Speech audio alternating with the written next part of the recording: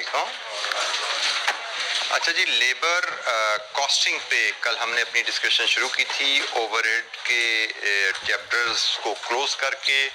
पहले ओवरहेड का चैप्टर 3 पढ़ा, फिर हमने ABC पे बात की, ओवरहेड्स की, और कल हम लेबर कॉस्टिंग पे बात शुरू करके हमने प्रोडक्शन और प्रोडक्टिविटी का फ़र्क और प्रोडक्टिविटी कैलकुलेट करने के दो मेथड देखे थे जी। एनी क्वेश्चन, कोई सवाल? अच्छा, मैं एक छोटी सी एक्टिविटी आपको प्रोडक्टिविटी की दोबारा देता हूं ताकि ज़रा आप इसको दोनों मेथड के तहत मुझे वैल्यूज़ बताएंगे और फिर हम इसको सॉल्व करेंगे।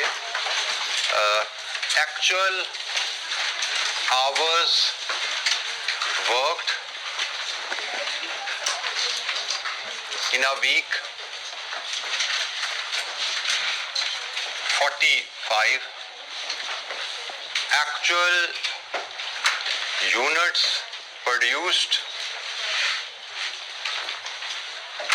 420, standard units per hour 10। लीजिए जी, प्रोडक्टिविटी दोनों फार्मूलाज के तहत वैल्यूज कैलकुलेट कीजिए। दोनों फार्मूलाज के तहत वैल्यूज कैलकुलेट करके फिर प्रोडक्टिविटी बतानी है आपने मुझे। Because I will be interested in values first, productivity मैं बाद में आपसे लूंगा। मुझे आप वैल्यूज बताएंगे कि ये जो 4 वैल्यूज हैं इनको हमने पॉपुलेट करना है, फिर 4 वैल्यूज फार्मूला 1 फार्मूला 2 दोनों में डालेंगे, वहां से हमें प्रोडक्टिविटी मिलेगी।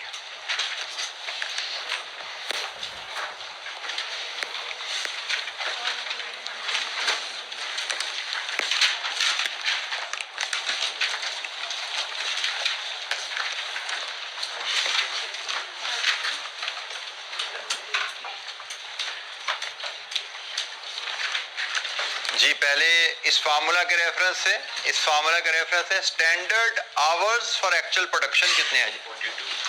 Standard hours for actual production 42 है। या 420 divided by 10 divided with actual hours 45, so productivity is 93.3%।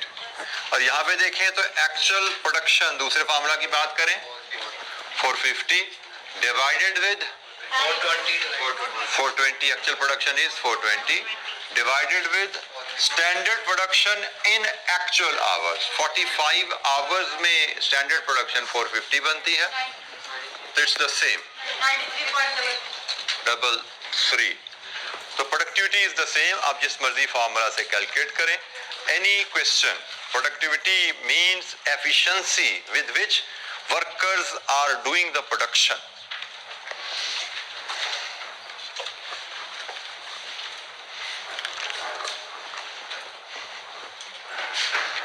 अच्छा जी, प्रोडक्शन और प्रोडक्टिविटी के फर्क के बाद अब हम आते हैं लेबर के पेमेंट मेथड, या जिसको रेम्यूनरेशन मेथड्स भी कह सकते हैं।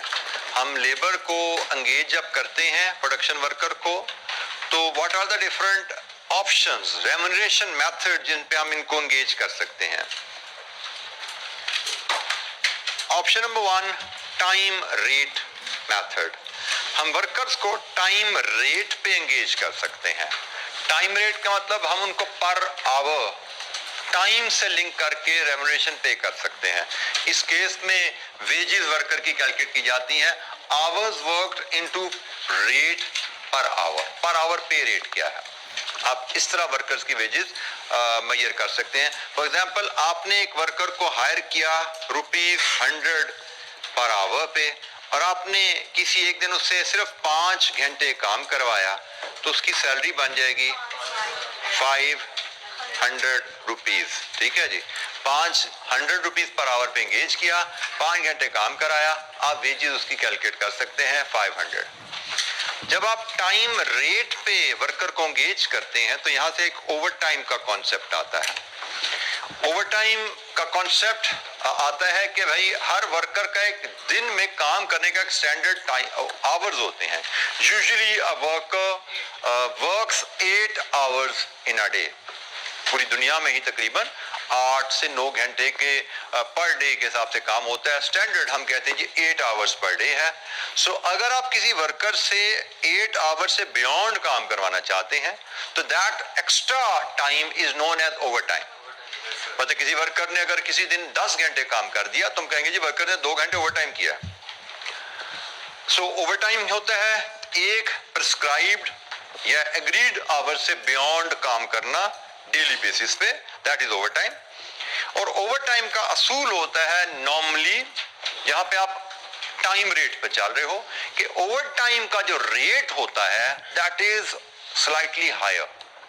मतलब नॉर्मल रेट अगर 8 घंटे दिन में है और 100 रुपीज पर आवर है तो over time will be more than 100 per hour.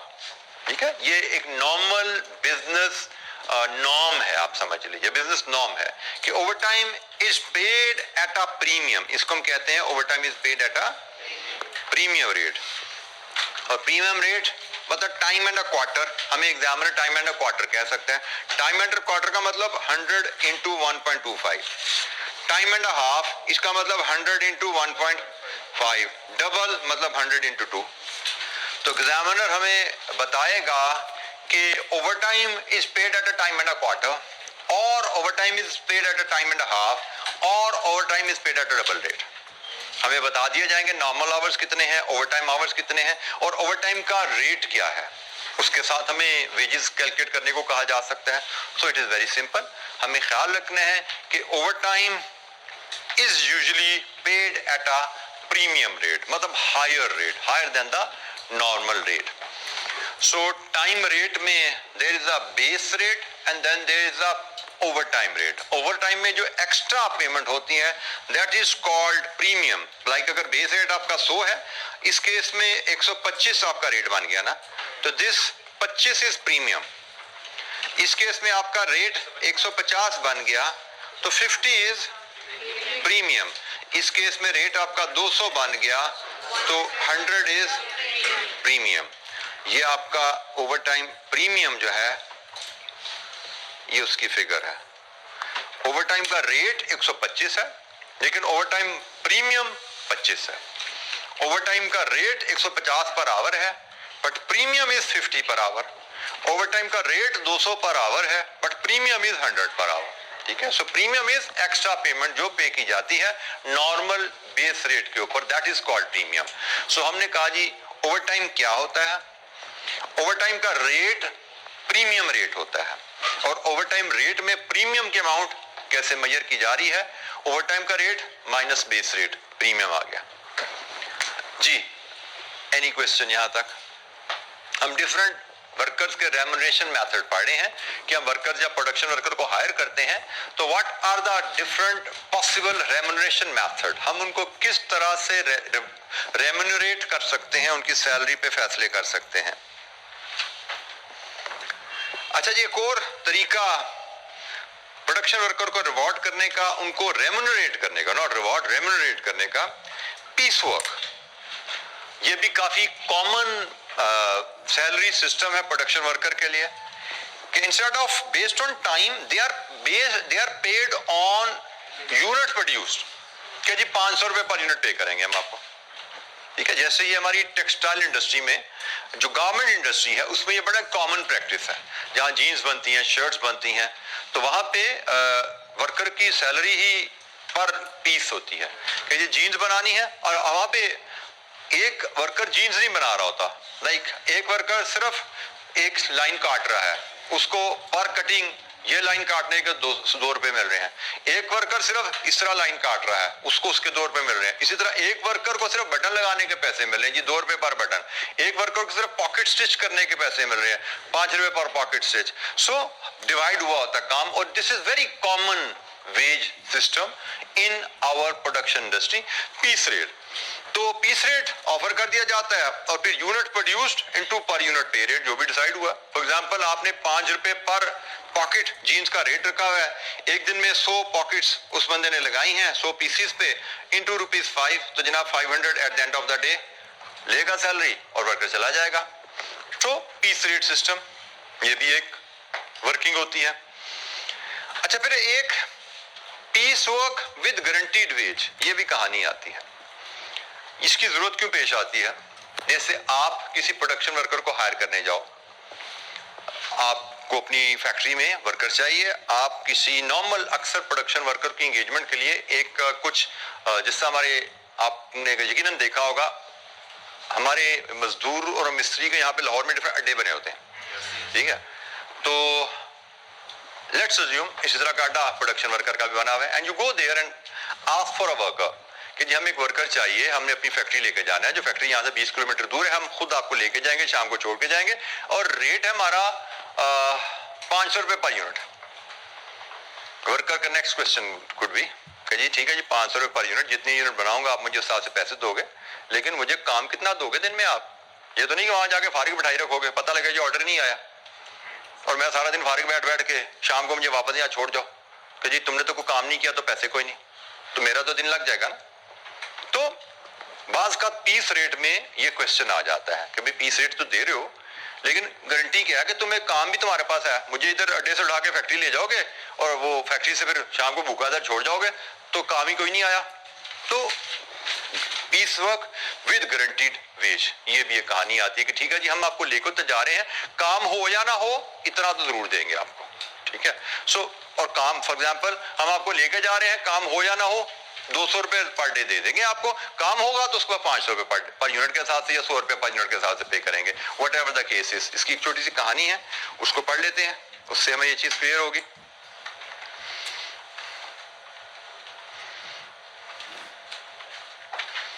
ये Zara is paid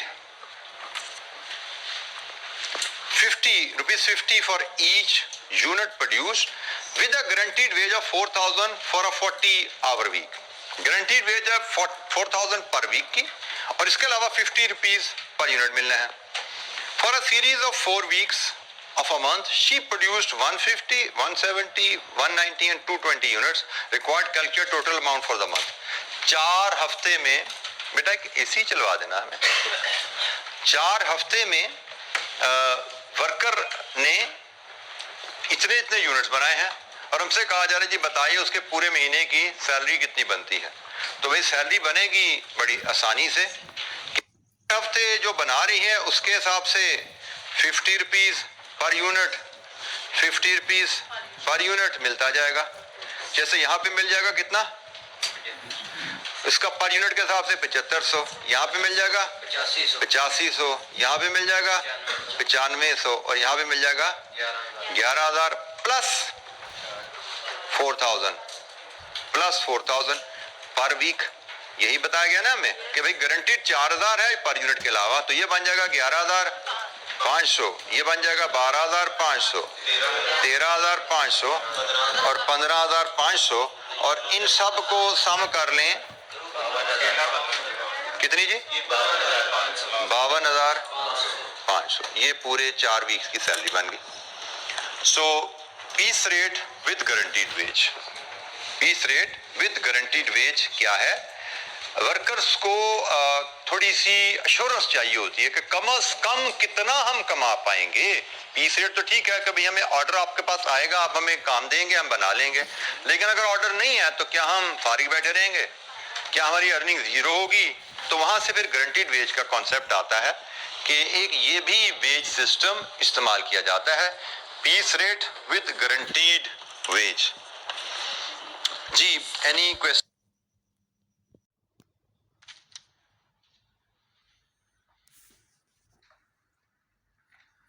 अच्छा ये तो हमने कुछ एग्जांपल्स उठाई हैं। अच्छा ये एक चीज ध्यान में रखिएगा बेटा कि हम वेज रेट के सिस्टम से रेफरेंस स्पेसिफिक में बात करूं, ये मैंने कुछ एग्जांपल्स आपको दी हैं कि भाई एक ऐसा सिस्टम भी हो सकता है कि ये भी हो सकता है, ये भी हो सकता है, लेकिन हो सकता है हमें प्रोडक्ट कॉस्ट बनाने को क्वेश्चन में कहा जाए, या हमें एक किसी कंपनी के 1 मंथ का 1 वीक का, जैसे यहाँ पे हमने बिल बनाया, हमें वेज का बिल बनाने को कहा जाए, वो इनमें से कोई सिस्टम के तहत बिल बनाने को कह सकता है, या कोई चौथा पांचवा सिस्टम खुद वहां पे बना के लिख देगा कि भाई हमारी कंपनी की पॉलिसी ये चौथा सिस्टम इसके तहत सैलरी देते हैं, या ये पांचवा सिस्टम है इसके तहत सैलरी देते हैं।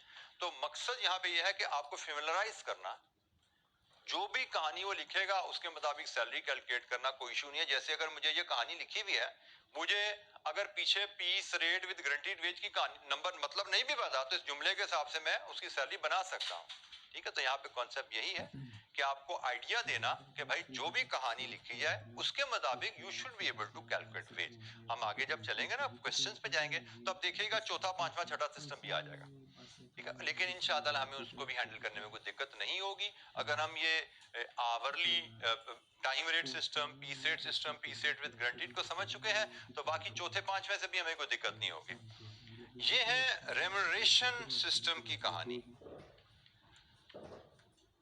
इसके बाद इंसेंटिव प्लान्स होते हैं। वर्कर्स को हम सिर्फ रेम्यूनरेशन नहीं देते, वर्कर्स को हम इंसेंटिव्स भी देते हैं। अब रेम्यूनरेशन और इंसेंटिव में डिफरेंस क्या है? रेम्यूनरेशन दिया जाएगा या टाइम बेस्ड या यूनिट बेस्ड। इंसेंटिव दिया जाता है परफॉर्मेंस प्रोडक्टिविटी टारगेट्स के ऊपर, एफिशिएंसी टारगेट्स के ऊपर, कि अगर आप काम करोगे तो ये तनख्वाह है, अगर स्टैंडर्ड से ज्यादा एफिशिएंसी से काम करोगे तो एडिशनल पैसे मिलेंगे।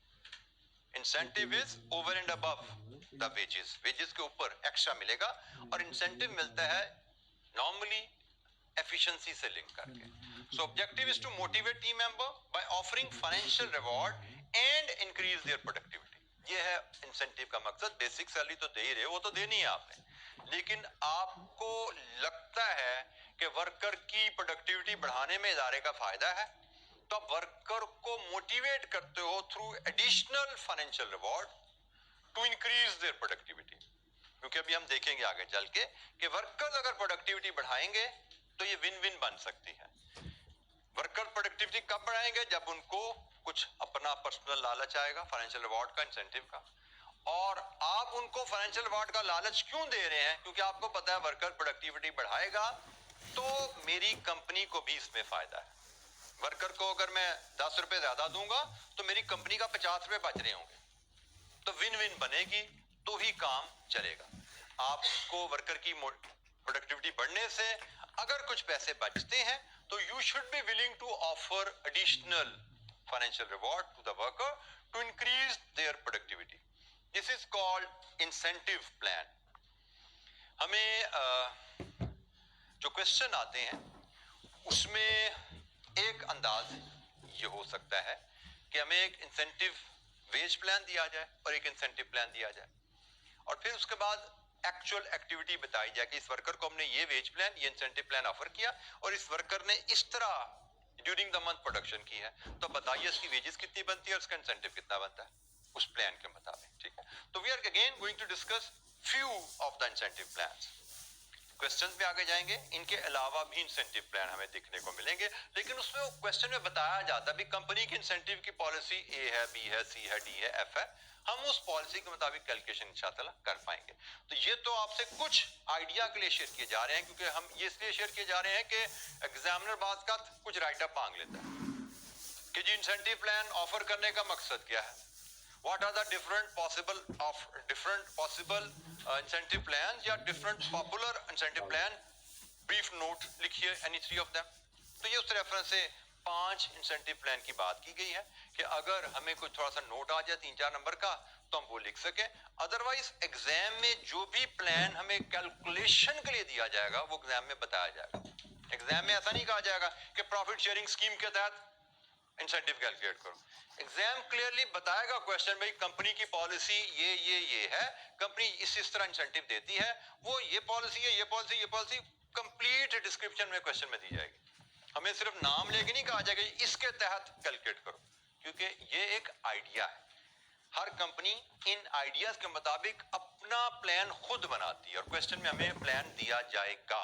मैं फिर बोल रहा हूं, ये हम पढ़ने जा रहे हैं सिर्फ इसलिए कि आप लोग जरा समझ लो कि अगर 2-3 नंबर का लिखने को आ जाए तो लिखने को भी कुछ मटेरियल आपके पास होना चाहिए।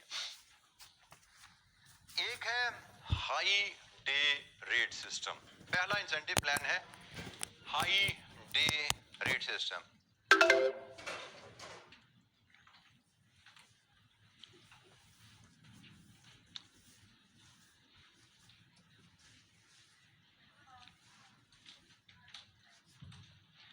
हाई डे रेट सिस्टम जैसे कि नाम से थोड़ा सा आइडिया हो रहा है कि हाई डे रेट सिस्टम, जिस दिन प्रोडक्शन ज्यादा होगी उस दिन रेट ज्यादा मिलेगा आपको। से इसका एक मैं आइडिया का शेयर करूं कि जी हमारा नॉर्मल रेट है 5 रुपए पर यूनिट, लेकिन ये है अगर आप दिन में 100 यूनिट बनाओ, अगर दिन में 100 यूनिट बनाओ 5 रुपए पर यूनिट है। लेकिन अगर आप 120 यूनिट बना लो एक दिन में, अब एक दिन में तो वही 8 घंटे है ना, एक दिन में 100 यूनिट बनाओगे तो 5 रुपए पर यूनिट। लेकिन अगर आप 4 रुपए था 5 रुपए था 5 रुपए पर यूनिट, अगर लेकिन आप बना लोगे 120 यूनिट तो रेट होगा 6 रुपए per unit. This is called high day rate system. Workers को मोटिवेट किया जा रहा है टू प्रोड्यूस मोर, कोशिश करो सेम टाइम में ज्यादा यूनिट बनाने की। सेम टाइम में ज्यादा यूनिट बनाओगे तो आपको सेम टाइम में ज्यादा तनख्वाह मिल जाएगी। 100 into 500 plus 120 into 6 100 into 5 rupees बने कितने 500 रुपए, अदरवाइज 120 इंटू 6 720। इसका मतलब आप अगर इतनी प्रोडक्टिविटी बढ़ाओ तो सेम टाइम में आप 500 से 720 तक जा सकते हो। ये वर्कर को एडिशनल रिवॉर्ड ऑफर किया जा रहा है, इंसेंटिव दिया जा रहा है to increase their motivation, to increase their productivity. This is high day rate system. Illustration है जी इसकी हमारे पास 2 छोटी छोटी कैलकुलेशंस हैं, इनको देखते जाते। 2 नहीं अब 3 होगी, sorry, illustration is 3। Numbers update हो गए हैं क्या? अच्छा जी, ये जी illustration high day rate system की। Shahid is paid ₹4 per hour if he makes 200 units in a 40-hour week, but paid 5 per hour if he makes 240 units. Calculate in both cases. अच्छा अब जरा यहाँ पे, अब हम यहाँ पे ना, क्योंकि एक ज़हन में ये चीज़ आती है कि कंपनी को क्या फायदा हुआ। पहले कंपनी 5 रुपए पर यूनिट पे कर रही थी, अब 6 रुपए पर यूनिट पे कर रही है। पहले 4 थी, अब 5 पे करी। कंपनी को क्या बेटा, एक चीज यूनिट बिल्कुल प्रोडक्शन ज्यादा हो रही है, लेकिन असल चीज ध्यान में रखिए कि हम सब कुछ करते हैं, सब फैसले करते हैं किस लिए, प्रॉफिट बढ़ाने के लिए। प्रॉफिट कब बढ़ते हैं, जब कॉस्ट पर यूनिट कम होती है। यहाँ पे तो हमें कॉस्ट पर यूनिट ज्यादा होती नजर आ रही है, तो हम देखते हैं कि भाई ये तो ज्यादा होती नजर आ रही है लेबर की कॉस्ट, बट कंपनी तो इंटरेस्टेड है टोटल कॉस्ट में। तो उस पर हम चलते हैं, कैसे हमें टोटल कॉस्ट कम होती नजर आ रही है। देखिए जी, 4 रुपए पर यूनिट अगर आप 200 यूनिट बनाओ और 5 रुपए पर यूनिट अगर 240 बनाओ, हमसे कहा जा रहा है इन बोथ केसेस, दोनों केसेस में, किसी जिस वीक में वो 200 बनाए उसमें भी, और जिस वीक में वो 240 बनाए, दोनों केसेस में amount to be paid to Shahid बनाइए। Amount to be paid to Shahid, तो 200 ضرب 4 और 240 ضرب 5। केस नंबर 1, हम दोनों केसेस को लेकर चल पड़ते हैं। इलस्ट्रेशन नंबर है 3 है, और यहाँ पे उसने बनाया 200 यूनिट्स और इधर बनाया 240 यूनिट्स। हमने कहा जी पहला केस पार्ट 1, 200 यूनिट बनाए 4 रुपए के हिसाब से 800, 240 यूनिट बनाए 5 रुपए के हिसाब से 1200। तो amount to be paid to Shahid, sorry per hour जी, माय मिस्टेक, पर आवर है जी, तो पर आवर है 40 आवर्स में। अगर आपने 200 यूनिट बना लिए तो 4 पर आवर है, 4 इंटू 40 कितने बने 160। और अगर आपने उसी टाइम में आपने ज्यादा यूनिट बना लिए 5 इंटू 40 इट इज 200।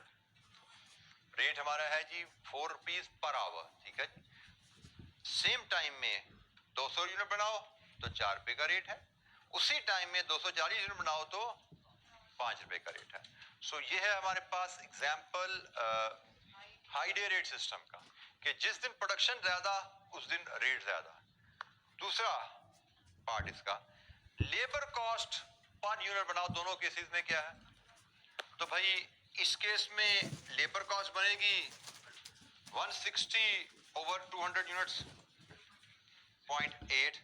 इस केस में लेबर कॉस्ट बनेगी 200 ओवर 240 0.83। हम देख रहे हैं कि हाई डे रेट सिस्टम में जाने से, इंसेंटिव ऑफर करने से हमारी लेबर कॉस्ट पर यूनिट बढ़ गई है, हमारी लेबर कॉस्ट पर यूनिट बढ़ गई है। लेकिन हम पार्ट 3 भी देखते हैं, इससे हमें ऑब्जेक्टिव क्लियर होगा इंसेंटिव का। Conversion cost per unit of output if the production overhead is recorded at the rate of 4 पर डायरेक्ट लेबर आवर। हमारी कन्वर्जन कॉस्ट पर यूनिट क्या है? कन्वर्जन कॉस्ट क्या होती है? Labour plus overhead. नहीं सुनी टर्म तो बोल दो पहले, नहीं सुनी भी टर्म पहले तो बोल ना, फिर हम ही बोली जा रहा है। रॉ मटेरियल कन्वर्जन कॉस्ट होती है cost which is incurred in converting raw material to finish goods. Raw material को फिनिश गुड्स कन्वर्ट करने में जो खर्चा लगता है उसको हम कन्वर्जन कॉस्ट कहते हैं। तो रॉ मटेरियल को कन्वर्ट करने में जो खर्चा लगता है, रॉ मटेरियल को कन्वर्ट करने में खर्चा लगता है labour plus overheads, this is conversion cost. Labour plus overhead को हम कलेक्टिवली कन्वर्जन कॉस्ट कहते हैं, ठीक है। सो रॉ मटेरियल में कन्वर्जन कॉस्ट आप ऐड करते हो तो फिनिश गुड्स रेडी हो जाती है, फिनिश गुड्स की कॉस्ट बन जाती है, ठीक है। रॉ मटेरियल में कन्वर्जन कॉस्ट ऐड करो तो आपकी फिनिश गुड्स तैयार हो जाती है। कन्वर्जन कॉस्ट से मुराद है labour and overhead, conversion cost से मुराद है वो कॉस्ट जो रॉ मटेरियल को फिनिश गुड में कन्वर्ट करने पे खर्च हुई।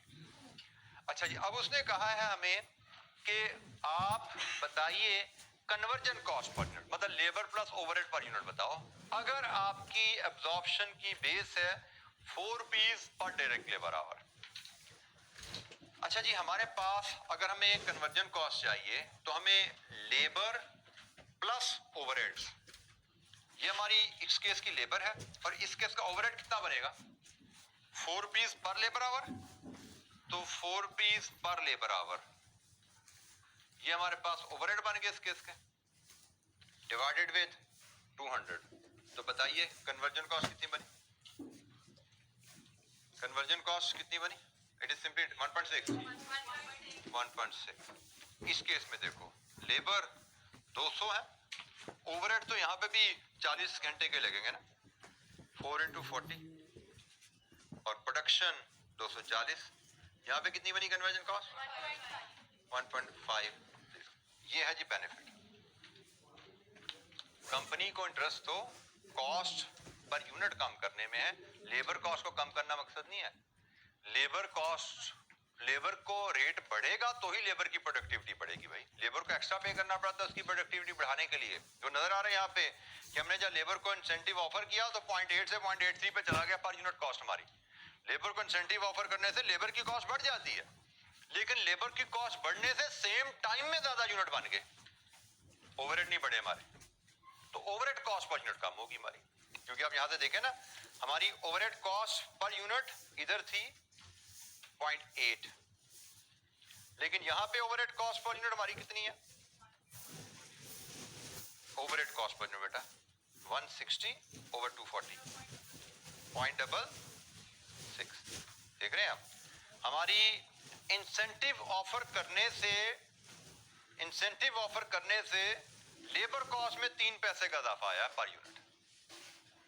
इंसेंटिव ऑफर करने से लेबर कॉस्ट में 3 पैसे का इजाफा आया, लेकिन इंसेंटिव ऑफर करने से ओवरहेड कॉस्ट में 14 पैसे की कमी आ गई। ओवरहेड कॉस्ट में 14 पैसे की कमी आ गई, तो 3 पैसे का इजाफा देके आपने 14 पैसे का फायदा उठा लिया। क्योंकि फैक्ट्री तो आपकी वही 8 घंटे दिन की चल रही है ना, उसी 8 घंटे में जो बिजली इस्तेमाल हो रही है you are able to produce more. उसी 8 घंटे में जो आप वर्कर्स को, जो हेल्पर्स को सैलरी दे रहे हो, you are able to produce more, तो आपकी कॉस्ट पर यूनिट ओवरहेड की नीचे आ गई। तो हमारी लेबर कॉस्ट में यहां पे 3 पैसे का इजाफा है, लेकिन हमारी ओवरहेड कॉस्ट में इंसेंटिव देने से 14 पैसे की कमी है, और यही नेट इफेक्ट यहाँ पे थोड़ा राउंडिंग ऑफ की वजह से नजर आ रहा है। 10 पैसे का नेट हमें फायदा नजर आ रहा है कॉस्ट पर यूनिट। तो यही है लेबर को इंसेंटिव देने का मकसद। लेबर को इंसेंटिव देके हम उनको हायर रेट जरूर पे करते हैं, बट ऑब्जेक्टिव ये है कि हमें ओवरहेड की मद में बचत होगी एंड ओवरऑल कंपनी का फायदा हो जाएगा। और यहाँ पे हमें नजर आ रहा है हमारी ओवरऑल कॉस्ट 1.6 से 1.5 पर यूनिट पे आ गई है जी। ये बेटा ओवरहेड एब्जॉर्प्शन है ना, ये लेबर कॉस्ट है, ये ओवरहेड कॉस्ट है। ओवरहेड कॉस्ट हमारी अब्जॉर्प्शन रेट क्या है? 4 पर आर। आर तो 40 काम हुआ ना, यहाँ पे भी 40 आर काम हुआ है, यहाँ पे भी 40 आर काम हुआ है। बेटा वो लेबर का रेट है, ओवरहेड अब्जॉर्प्शन का रेट तो 4 पर आवर है। लेबर का रेट यहाँ पे 4 पर आवर था, यहाँ पे 5 पर आवर है, ज्यादा प्रोडक्शन कैसे? बट बिजली वाले तो ज्यादा बिल नहीं मांगेंगे ना हमसे भाई। बिजली तो 8 घंटे में जो जलती है वही चली हमारी, बिजली मशीनरी तो 8 घंटे ही चली हमारी, बल्ब तो 8 घंटे ही चले। ओवरहेड तो वही रहेगा ना, ओवरहेड में तो रेट का चेंज नहीं आना जी। Any question? बिजली ओवरहेड में है क्या? ओवरहेड में हमारी डेप्रिसिएशन है, ओवरहेड में हमारी बिजली है, ओवरहेड में हमारे हेल्पर्स की सैलरी है।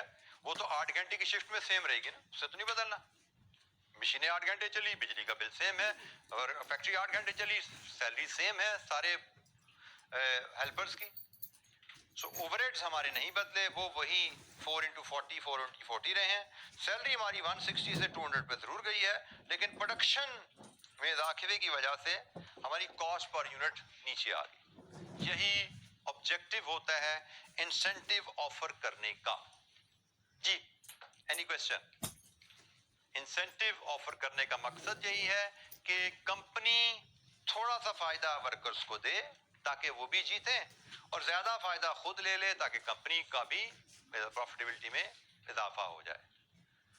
विन विन होनी चाहिए, तो ही वर्कर मोटिवेट होगा, तो ही कंपनी इंसेंटिव ऑफर करेगी। अगर इंसेंटिव ऑफर कर दिया, वर्कर का फायदा हो गया, कंपनी के प्रॉफिट में इजाफा नहीं, तो why company should offer incentive? ठीक है ना। इंसेंटिव तो ऑफर ही तब होगा जब कंपनी को फायदा नजर आ रहा होगा,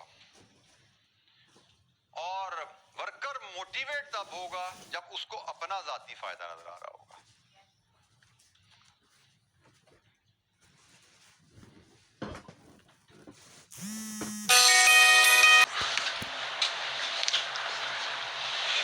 चलिए इसको हम यहीं से ही फिर करते जाते हैं जी। बेटा सर ये 160 तो लेबर हो गया, और प्लस जो बाकी अमाउंट है नीचे 200 और 440, ये ओवरहेड। एक मिनट, ये 160 हो गया लेबर, और क्या इसकी बात कर रहे हैं ना? यस, बाकी जो आगे बाकी क्या बेटा? ये ओवरहेड है ना भाई। ओवरहेड एब्जॉर्ब का फार्मूला क्या है आप बताइए मुझे। ओवरहेड एब्जॉर्ब कैसे निकालते हैं? अगर एब्जॉर्प्शन रेट 4 रुपए पर आवर है तो ओवरहेड एब्जॉर्ब कैसे निकालेंगे बताओ? कान पकड़वा देने में। आप बताएं बेटा, साथ जो बैठे हैं इसके। सर आवर्स को ओवरहेड से पर rate actual hours into OR, overhead absorb actual hours into OR. ये एक्चुअल आवर्स है इनटू ओआर, ओवरहेड एब्जॉर्ब्ड आ गया। ये ओवरहेड एब्जॉर्ब्ड आ गए, ये लेबर कॉस्ट है, ये कन्वर्जन कॉस्ट होगी। Total conversion cost in a week, conversion cost per unit. ये लेबर है दूसरे वीक की, ये उसके ओवरहेड्स हैं, ओवरहेड्स नहीं बदले। ये कन्वर्जन कॉस्ट होगी दूसरे वीक की, divide with units, conversion cost per unit जी। Any question? Overhead absorption rate per hour available है, तो ओवरहेड एब्जॉर्ब्ड आपके actual hours into overhead absorption rate.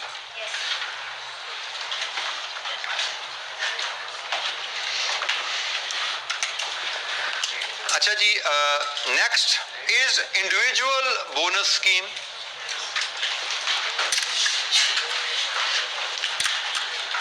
Individual bonus scheme हम ऐसे इदारों में दे पाते हैं जहां पे एक individual is responsible for the production.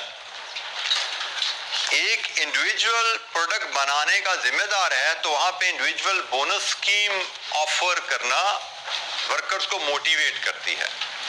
वो हाई डे रेट सिस्टम के थ्रू भी इंडिविजुअल बोनस की, ये भी sort of individual bonus scheme ही थी ना, कि जो वर्कर एक वीक में 200 यूनिट बनाएगा उसको मिलेंगे 4 रुपए पर आवर।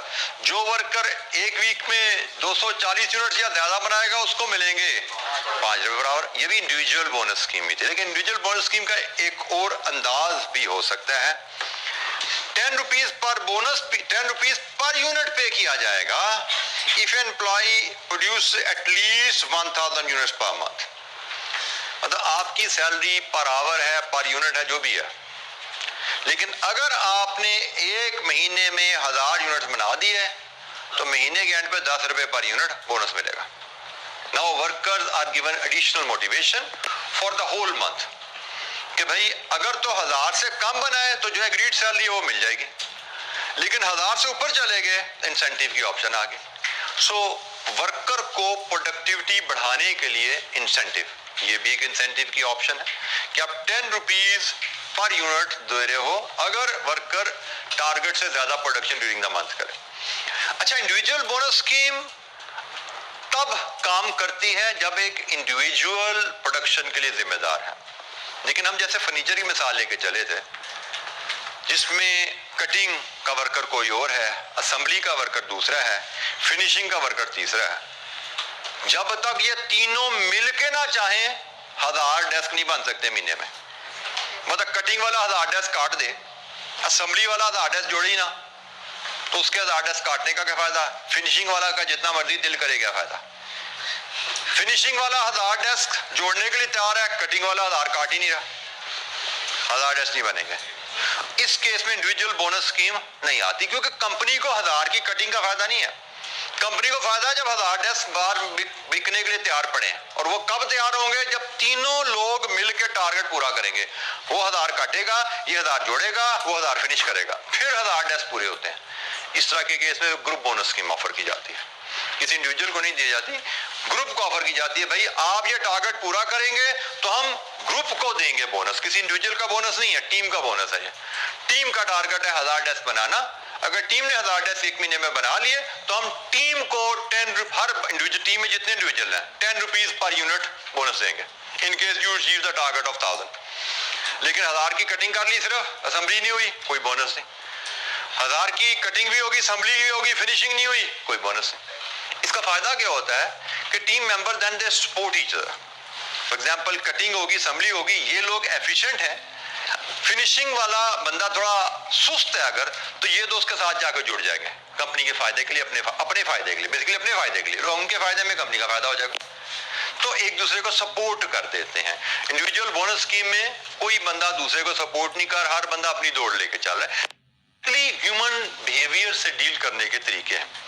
नॉर्मली ह्यूमंस किस तरह ड्राइव होता है, नॉर्मली ह्यूमन किस तरह मोटिवेट होता है, normally exceptions are always there, but normally लोग कैसे काम करते हैं उन चीज को सामने रखते हुए, ह्यूमन साइकी को सामने रखते हुए ये डिफरेंट प्लान्स बनाए गए हैं और हमारे लिए गाइडलाइन के तौर पे फिलहाल तो एग्जामिनेशन में कैलकुलेशन के लिए यूज होंगे। एग्जामिनेशन में कोई 2-4 नंबर का नोट आ गया उसके लिए यूज होंगे, लेकिन कल को practically we will occupy some managerial position, then we should have this thing in our mind कभी what are the different possible option, और ये बनाते हुए हमें ह्यूमन साइकी का ख्याल रखना होता है। तो कैरेट एंड स्टिक की आपने मशहूर सी दास्तान सुनी हुई है कि कुछ लालच दे के ही काम आगे कराया जा सकता है ज्यादा। तो ग्रुप बोनस स्कीम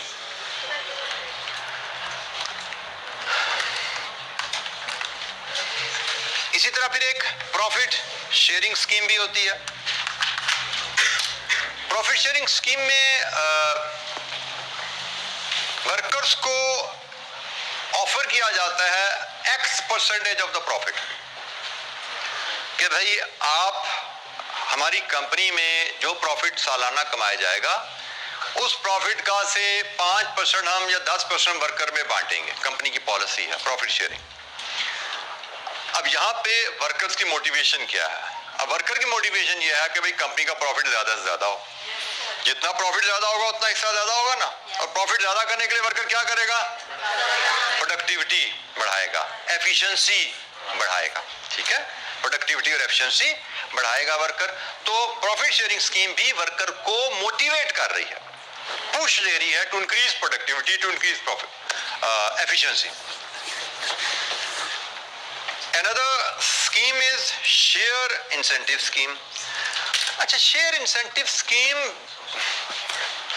नॉर्मली वैसे वर्कर्स के लिए यूज नहीं होती।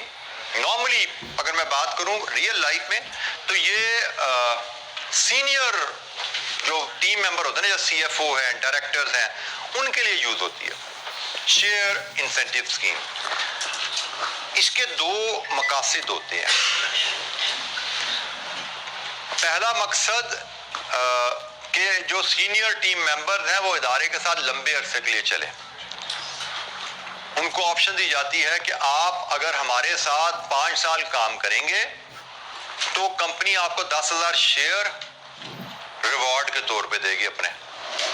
ठीक है, ये शेयर इंसेंटिव स्कीम का एक अंदाज है कि सीनियर टीम मेंबर को ऑप्शन दी गई है कि आप अगर हमारे साथ 5 साल 10 साल काम करेंगे तो उस पीरियड की कंप्लीशन पे आपको 10,000 या 20,000 शेयर्स एज अ रिवॉर्ड देंगे। अब इस ऑप्शन का पहला फायदा, सीनियर टीम मेंबर को लालच आ गया कि मुझे इस कंपनी के साथ लंबा अरसा काम करना चाहिए। लंबा अरसा काम करेंगे, तनख्वाह तो मिलती रहेगी इस दौरान, लेकिन एक इकट्ठा बोनस भी मिल जाएगा। This is first advantage. लेकिन हमने कहा इंसेंटिव का मकसद तो परफॉर्मेंस बढ़ाना होता है ना, तो परफॉर्मेंस बीच में कहां से आई? अच्छा, परफॉर्मेंस इसमें कहां से आती है कि भाई जब शेयर्स मिलेंगे मुझे, तो by now you may have learned कि शेयर्स तो सेलेबल भी होते हैं, शेयर्स तो मार्केट में सेल भी हो जाते हैं। तो मुझे जो शेयर्स मिलेंगे उनकी वैल्यू जितनी ज्यादा होगी उतना मेरा फायदा है। अब मुझे आज बता दिया गया कि आज से 10 साल बाद मुझे 20,000 शेयर्स दिए जाएंगे। अब मेरे सामने 2 टारगेट्स हैं, एक तो मैं 10 साल इस कंपनी के साथ गुजारूं और दूसरा इन 10 सालों में मैं ऐसी कोशिशें करूं कि कंपनी की शेयर की प्राइस ज्यादा से ज्यादा हो जाए। जितनी ज्यादा प्राइस होगी उतना ज्यादा मेरा फायदा है। वो मेरे 20,000 शेयर उतने ज्यादा के बिकेंगे। तो कंपनी के शेयर की वैल्यू ऊपर ले जाने के लिए क्या करूंगा मैं? कंपनी की प्रोडक्टिविटी, कंपनी की परफॉर्मेंस, कंपनी की प्रॉफिटेबिलिटी बढ़ाने की कोशिश करूंगा। मैं जो भी मेरा रोल है उस रोल में रहते हुए मैं कंपनी की प्रोडक्टिविटी, प्रॉफिटेबिलिटी बढ़ाने की कोशिश करूंगा, क्योंकि कंपनी की प्रॉफिटेबिलिटी, परफॉर्मेंस जितनी ऊपर जाती जाएगी शेयर की प्राइस उतनी ऊपर जाती जाएगी। तो मकसद आ गया ना पीछे, हमारा इंसेंटिव के पीछे मकसद अल्टीमेटली कंपनी का फायदा ही है। तो शेयर ऑप्शन स्कीम दे के कंपनी ने अपना फायदा ही हासिल किया, कंपनी की प्रॉफिटेबिलिटी और परफॉर्मेंस, प्रोडक्टिविटी बढ़ाने वाली बात है। नॉर्मली जैसे मैंने कहा ये वर्कर्स को नहीं दिया जाता, ये सीनियर मैनेजर को दिया जाता है, लेकिन मकसद इसका वही है कि क्योंकि प्रोडक्टिविटी बढ़ाने के लिए सिर्फ वर्कर ने जोर नहीं लगाना, सीनियर मैनेजमेंट ने पॉलिसी भी तो बनानी है ना। सीनियर मैनेजमेंट को पॉलिसी बनाएगी, सीनियर मैनेजमेंट वर्कर को मोटिवेट करेगी, कुछ तकरीरें करेगी, कुछ समझाएगी, कोई ट्रेनिंग कराएगी, मिलजुल के टीम वर्क ही होगा ना। सिर्फ वर्कर को कह देने से कि भाई परफॉर्मेंस बेहतर करो, परफॉर्मेंस बेहतर करो, नहीं हो जाती। They need some training, they need some counselling, they need some guidance. तो वो गाइडेंस किसने देनी है? सीनियर मैनेजमेंट ने। तो नॉर्मली जो शेयर इंसेंटिव स्कीम होता है ये सीनियर मैनेजर्स के लिए होता है। मकसद मैंने बता दिया कि रिटेन रहें और वो भी कोशिश करें परफॉर्मेंस बढ़ाने की, प्रोडक्टिविटी बढ़ाने की, अपना रोल प्ले करें। जी, एनी क्वेश्चन? ये हमने बातें थोड़ी सी कर ली थ्योरेटिकल अंदाज में, और अब हम थोड़ी सी एक्टिविटीज करते हैं इंसेंटिव्स के ऊपर। हम इंसेंटिव प्लान्स की डिफरेंट कैलकुलेशंस परफॉर्म करते हैं। और जैसे मैंने कहा था कि ये तो बातें जो हमने की हैं, ये तो हो सकता है किसी थ्योरी के सवाल में हमें आ जाए, 2-3 नंबर का नोट तो हम लिख देंगे। हमें क्वेश्चन जब भी दिया जाएगा, हर क्वेश्चन में इंसेंटिव प्लान और वेज प्लान बताया जाएगा। वो इनमें से जो टर्म्स हमने पढ़ी हैं इनमें से भी कोई हो सकता है, कोई नया प्लान भी हो सकता है। तो let's have a look at illustration 4, page 93 पे। Illustration 4, standard production for an employee Tayyab in the assembly department of Mozum Limited is 20 units per hour. 20 units per hour in an 8-hour day. Hourly wage rate is 75. So worker standard production 20 units per hour, दिन में 8 घंटे और rate is 75 per hour required. Tayyab's earning under each of the following conditions. Condition number 1, if an incentive plan is used with worker receiving 80% of the time saved each day and record indicate, Monday को 8 घंटे में 160 unit बने, Tuesday को 8 घंटे में 110 unit बने, Wednesday को 8 घंटे में 175 यूनिट बने। ये कंडीशन 1 खत्म होगी। हमसे कहा जी आप इस बंदे की अर्निंग बताइए जिसने मंडे ट्यूसडे वेंसडे में 160, 170 और 175 यूनिट्स बनाए।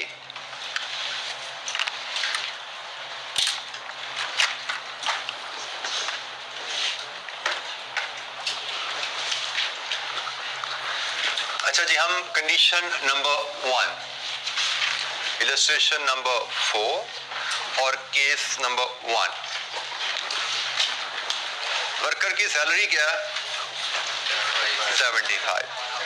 तो वर्कर्स ने इन 3 दिनों में 1, 2, 3 टोटल कितने घंटे काम किया?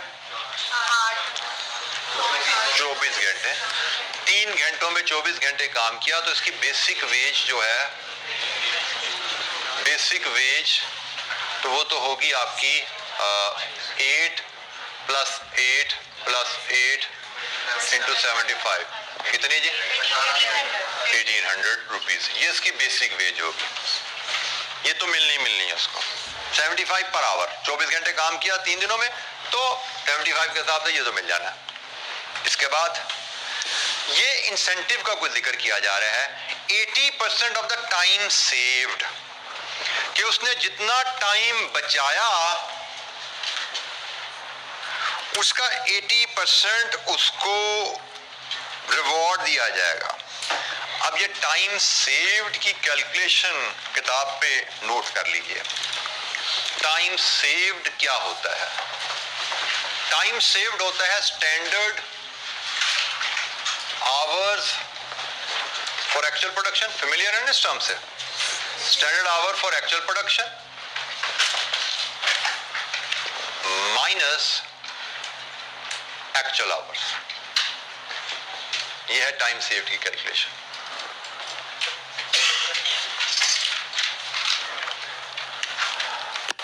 Standard hours for actual production minus actual hours.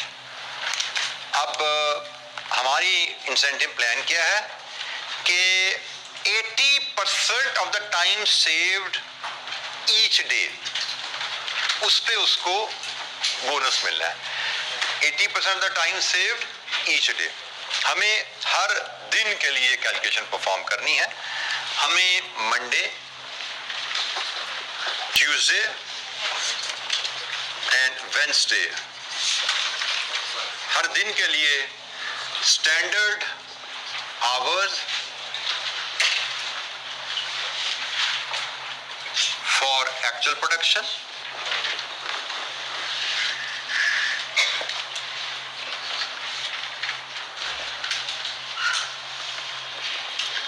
और एक्चुअल आवर्स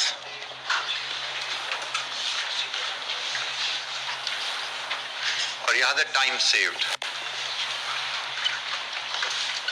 हर दिन के लिए मेजर करना है। एक्चुअल आवर्स तो हर दिन 8 घंटे काम किया। Standard hours for actual production कैसे निकालते हैं? Actual production divided with standard production per our. Actual production Monday को है 160 divided with standard production per our 20। तो जनाब standard hours for actual production 8। दूसरे केस में एक्चुअल प्रोडक्शन 170 डिवाइडेड विद 20 8/5। तीसरा case 175 divided with 20 8.75। Time saved standard hours for actual production की calculation, ये हमने प्रोडक्टिविटी रेशियो में कैलकुलेट किया हुआ है। ये वही कैलकुलेशन है, ये वही वैल्यू है। Standard hours for actual production. Actual production के लिए हमारे मेयार के मुताबिक कितना टाइम लगना था? एक्चुअल प्रोडक्शन जो की है हमारे मेयार के मुताबिक कितना टाइम लगना चाहिए था? एक्चुअल प्रोडक्शन हमारे मेयार के मुताबिक कितने टाइम में होनी थी और की कितने टाइम में? टाइम सेव्ड आ गया 0.5। यहां से निकालिए total time 1.25 total time saved है। अब बताइए अब पढ़िए इंसेंटिव क्या है? 80% of the time saved 1.25 time total बचाया है, इसके 80% का रेम्यूनरेशन पे कर दो, 1 बन गया, और पर आवर रेट क्या हमारा 75, लीजिए जी 75 रुपीज, ये आपका इंसेंटिव हो गया। तो ये बेस रेट है, ये इंसेंटिव है, टोटल आपकी वेजेस बन गई वर्कर की 187। इस इलस्ट्रेशन में हमने टाइम सेव्ड का कॉन्सेप्ट सीखा। टाइम सेव्ड क्या होता है? Time saved is standard hour for actual production, standard hour for actual production minus actual hours. Standard hour for actual production कैसे आती है? Actual production divide with standard production per hour. यहां से हमारी standard hour for actual production आ गए, differently actual production से time saved आ गया। टोटल टाइम सेव्ड हमारा 1.25 है। इस वर्कर ने 3 दिनों में कंपनी का 1.25 आवर बचाया है, और कंपनी की पॉलिसी है 80% of the time saved as the incentive.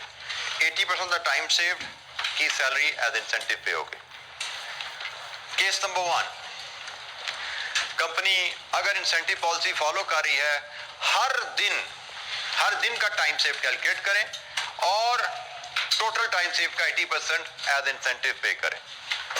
Total इस केस में वेज बनेगी 1800 बेसिक, 75 इंसेंटिव, 1875। ये है केस नंबर 1 में तैयब्स अर्निंग 3 दिनों की। जी एनी क्वेश्चन?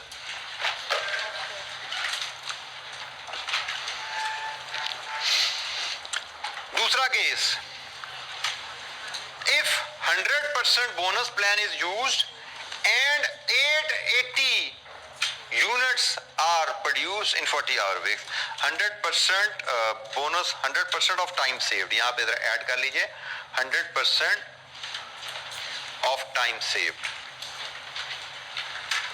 ये इसमें वर्ड ऐड कर लीजिए 100% of time saved, bonus plan is used, 100% of time saved, bonus plan is used and 880 units are produced in a 40-hour week। अगर ये कहानी हो तो फिर तैयब की अर्निंग क्या बनती है? अब हम इसको कैलकुलेट करेंगे।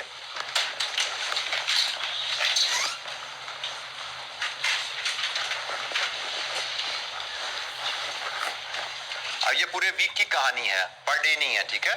पिछले पार्ट में से पर डे हमसे वर्किंग करवाई थी, अब पूरे वीक की कहानी है। तो हमने कहा जी दूसरे केस में तैयब की अर्निंग बनेगी उसकी basic wages plus incentive. Basic veg कितने घंटे काम किया वीक में? 40 आवर्स। रेट क्या है? 75 पर आवर, 3000। ये इसके वीक की बेसिक वेज बन गई। फिर हमें देखना है टाइम सेव इसने कितना किया। टाइम सेव जितना किया सबकी सैलरी मिल जाएगी इसको। टाइम सेव कैसे निकलता है? Standard hour for actual production, actual production, standard hour for actual production. Actual production 880 units है, डिवाइड विद 20। ये standard hour for actual production आ गए, माइनस एक्चुअल आवर्स, ये टाइम सेव आ गया, और 100% पे सैलरी पे हो जानी है 300। तो जनाब वेजेस बन गई इस वीक की 300। यह है आपका standard hours for actual production. 880 unit कितने घंटे में बनने चाहिए थे, माइनस 880 यूनिट कितने घंटे में बनने चाहिए थे? 44 में, बना दिए 40 में। टाइम सेव्ड यहां से मिल गया हमें। कितना टाइम सेव्ड है भाई? Time saved 4 hours. और कंपनी की पॉलिसी है जितना टाइम सेव किया सारी की सैलरी बोनस में दे दो। 4 आवर सेव किया, 4 आवर की सैलरी बोनस में दे दो। यहाँ पे थे कंपनी की सैलरी, कंपनी की पॉलिसी थी जितना टाइम सेव किया उसका 80% बोनस में देना है। टाइम उसने सेव किया था 1.25, हमने 1 घंटे की सैलरी दी उसको बोनस में, 80% बोनस में दिया। यहाँ पे वीक की वर्किंग बना रहे हैं, लेकिन टाइम सेव्ड का 100% बोनस में देना है। 4 घंटे सेव किए हैं, इंटू 75 300 बोनस में देना है। सैलरी 3300।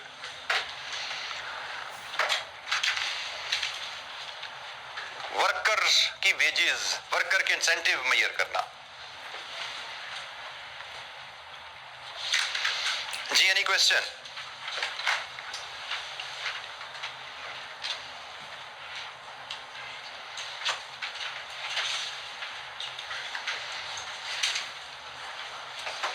किसी कैलकुलेशन पे कोई गाइडेंस चाहिए, पूछिए। कोई बात समझ नहीं आई? जी बेटा, इंसेंटिव वाला पार्ट। बेटा इंसेंटिव है टाइम सेव्ड का 100% रेम्यूनरेशन। तो हमें पहले टाइम सेव्ड कैलकुलेट करना है और ये है टाइम सेव्ड की कैलकुलेशन। एक वर्कर ने कंपनी का कितना टाइम बचाया ये आप जानना चाहते हैं तो कैलकुलेट कीजिए।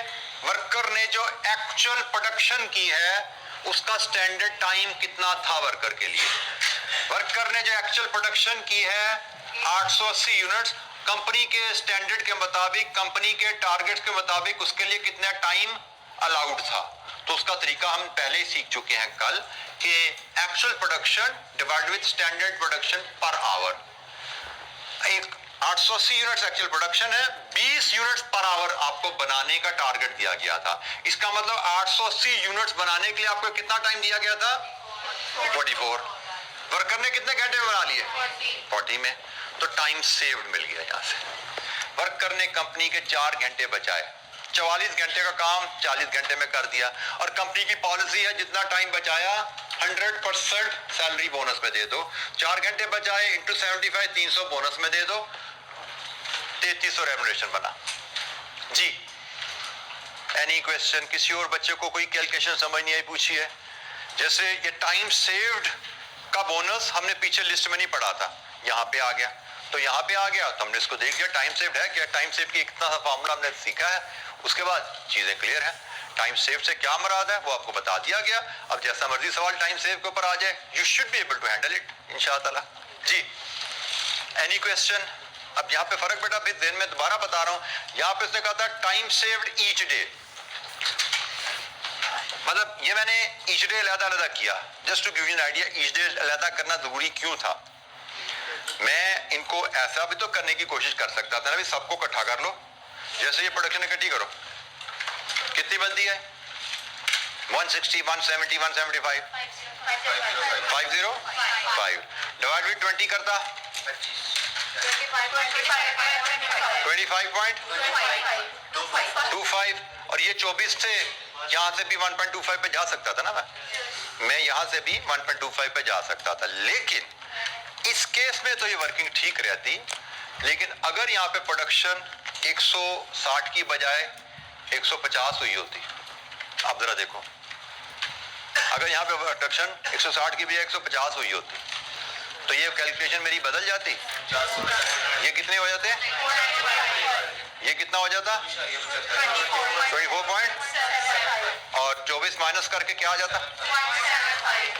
लेकिन डेली बेसिस पे चलते तो जवाब ये नहीं आता, क्योंकि डेली बेसिस पे आप यहाँ पे कहते हैं 7.5 में काम करना था, काम किया 8 में, टाइम सेव्ड इज माइनस नहीं होता। टाइम सेव माइनस हो सकता है? 0 होना था। ठीक है। अब अगर यहाँ पे 150 है ना तो डेली की वर्किंग और 3 डेज की वर्किंग फर्क हो गई। जब ये 160 था ऐसे करो बराबर था, तो जब 150 कर दिया ऐसे करो, डेली करो कुछ और है, 3 दिन का इकट्ठा करो कुछ और है। तो इसलिए आपको मैं तवज्जो बार बार दिला रहा हूं, रीड द क्वेश्चन केयरफुली।